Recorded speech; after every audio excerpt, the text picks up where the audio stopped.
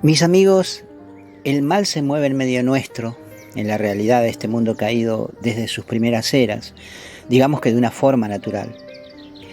Si lo buscamos lo vamos a encontrar principalmente dentro de nosotros mismos, por supuesto, porque nadie está libre de manifestar este defecto que todo ser humano posee. El mal ha sido y es todavía tema al que muchos filósofos y pensadores tratan de encontrarle respuesta. Algunos piensan que se trata de una fuerza sin sustancia que anda por el mundo y que cae sobre la gente al azar, como cae el descuidado en un pozo porque no lo ha visto.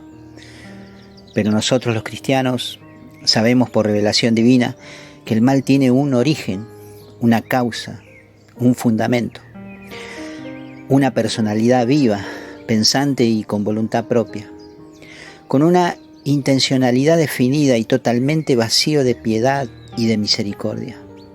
Su nombre es Satán, nombre que significa adversario. Ahora, la forma de actuar de este ser malvado en la historia del hombre es diversa, aunque he leído por ahí que algún santo lo ha definido como poco creativo, ya que su acción sigue un patrón repetitivo, lo cual no significa que no sea efectivo. De hecho lo es, y mucho. Pero analicemos cuáles son estas formas.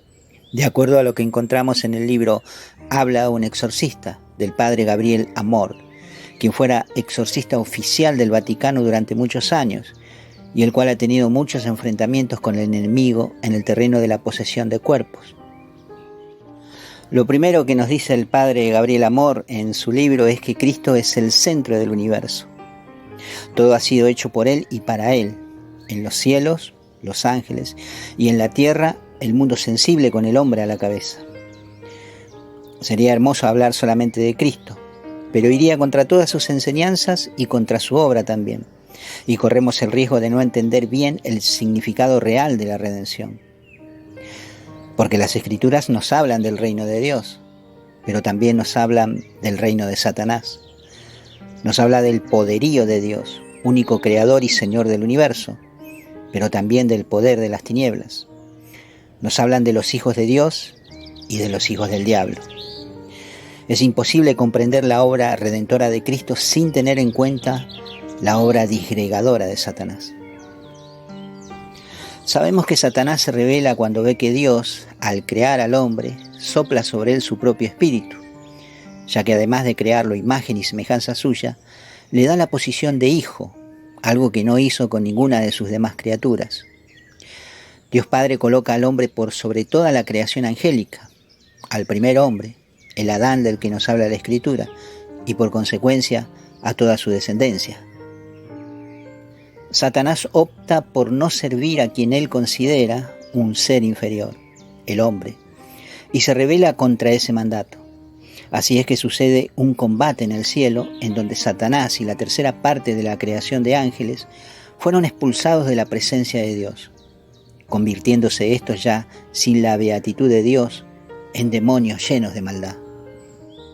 Y el libro del Apocalipsis, en el capítulo 12, versículo 17, afirma que la serpiente, figura de Satanás, despechado contra la mujer, se fue a hacer la guerra al resto de sus hijos, los que guardan los mandamientos de Dios y mantienen el testimonio de Jesús. Y San Agustín afirma que si Dios le dejara las manos libres a Satanás, ninguno de nosotros permanecería con vida. Al no poder matarnos, trata de hacernos sus seguidores, buscando nuestra confrontación con Dios, del mismo modo en que Él se opuso a Dios en el principio. Aquí podemos contemplar entonces la obra de nuestro Salvador. Jesús vino para deshacer las obras del diablo, según afirma la primera carta de Juan en el capítulo 3, versículo 8, para liberar al hombre de la esclavitud de Satanás e instaurar el reino de Dios después de haber destruido el reino de Satanás. Pero entre la primera venida de Cristo y la parusía, que es la segunda venida triunfal de Cristo como juez, el demonio intenta atraer hacia él a tanta gente como pueda. Es una lucha que lleva a cabo por desesperación, sabiéndose que ya está derrotado y sabiendo que le queda poco tiempo.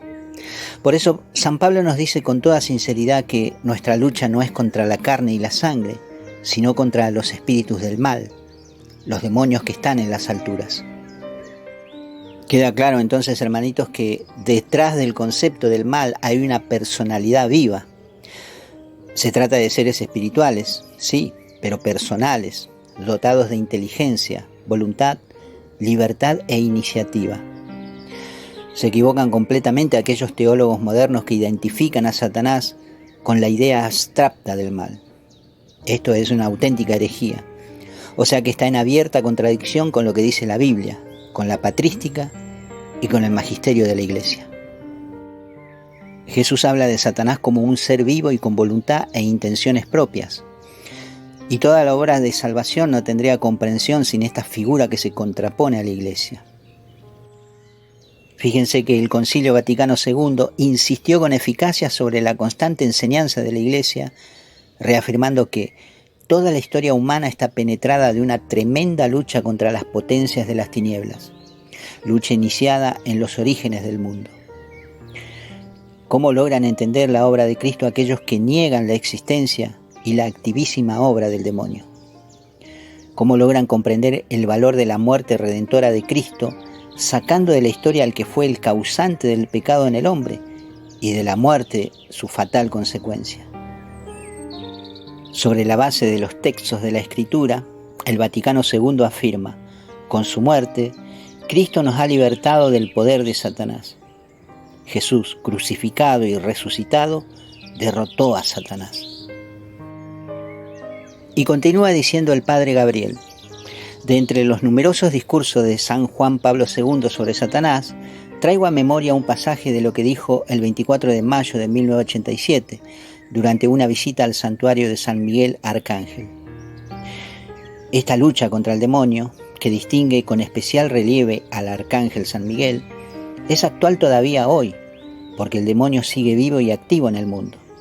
En efecto, el mal que hay en este, el desorden que se halla en la sociedad, la incoherencia del hombre, la fractura interior de la cual es víctima, no solo son consecuencias del pecado original, sino también efecto de la acción devastadora y oscura de Satanás.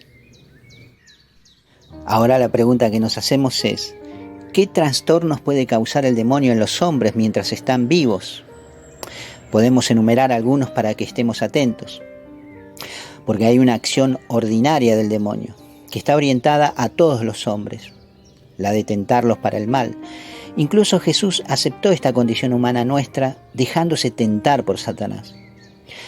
Pero de lo que nos vamos a ocupar hoy es de la acción extraordinaria de Satanás, aquella que Dios le consiente solo en determinados casos. Pero de todo lo que refiere el Padre Gabriel en su libro, solo voy a tomar algo por una cuestión de tiempo, y es la acción que Satanás impulsa y el Padre mismo identifica como el maleficio. La palabra maleficio es un vocablo genérico. Normalmente se le define como hacer daño a otros a través de la intervención del demonio. Si bien es una definición exacta, no aclara de qué manera se causa el mal. De ahí las confusiones. Así es que algunos consideran, por ejemplo, al maleficio como sinónimo de hechizo o brujería. También entran dentro de este campo las maldiciones. Qué tremendo pecado son estas cosas de las que estoy hablando hoy, hermanitos míos, porque mucha gente lo ejecuta sin tener dimensión del efecto contrario que puede tener para su propia vida y la de los suyos. Porque Satanás no es amigo de nadie, no tiene misericordia y quiere solamente la muerte del hombre, sea quien sea. Aunque se muestra solícito, su intención es la destrucción y la muerte del ser humano. Aliarse con el diablo es correr su misma suerte en el infierno. Maldecir es propio de este adversario. Hay gente que infiere maldiciones todo el tiempo. Ya Satanás tiene ganada su alma y tendrá su castigo en el lago de fuego, según dice la Escritura. Pero lo importante de proferir maldiciones, especialmente cuando éstas son impulsadas por el odio, es que un padre puede provocar un gran mal al maldecir a sus hijos. El vínculo que une a padres e hijos y la autoridad de los primeros no se igualan a los de ninguna otra persona. Por eso es muy importante bendecir a los hijos y no maldecirlos de ninguna forma, porque podemos perjudicarlos para toda la vida. Satanás se aprovecha de estas situaciones y lo toma como un permiso que la autoridad paterna le ha concedido. De ahí que muchos hijos quedan expuestos a males causados por este enemigo. Pero así también los padres podemos, bendiciendo a nuestros hijos, afirmar nuestra cobertura hacia ellos para cuidarlos y protegerlos de cualquier mal. Y esto es más fuerte que cualquier ataque o fuerza que venga desde el exterior. Yo como padre bendigo a mi hija siempre y la pongo bajo mi cobertura, orando por ella y pidiendo la intercesión de los ángeles para que ningún mal le llegue. Porque hay gente que practica el mal y por odio a los padres apunta contra los hijos para causar un daño a la familia. Pero Cristo deshace toda obra de Satanás y la autoridad del Padre es superior que cualquier fuerza satánica. La persona que recurre a brujos o curanderos para ejercer un mal a otro también es algo muy común. Estos mercaderes de la muerte siempre están presentes en toda la historia del hombre, porque son servidores del diablo. Aún quienes se muestran nobles y bonachones mostrando imágenes de santos católicos en derredor. Esto lo hacen para captar a los desprevenidos, y hay que admitir tristemente que les da buenos resultados, pero su fin es el engaño, medio por el cual llegan a alcanzar algún beneficio económico, o bien la realización del mal mismo que los mueve en sus espíritus. No voy a profundizar en las metodologías que hay para hacer estos males.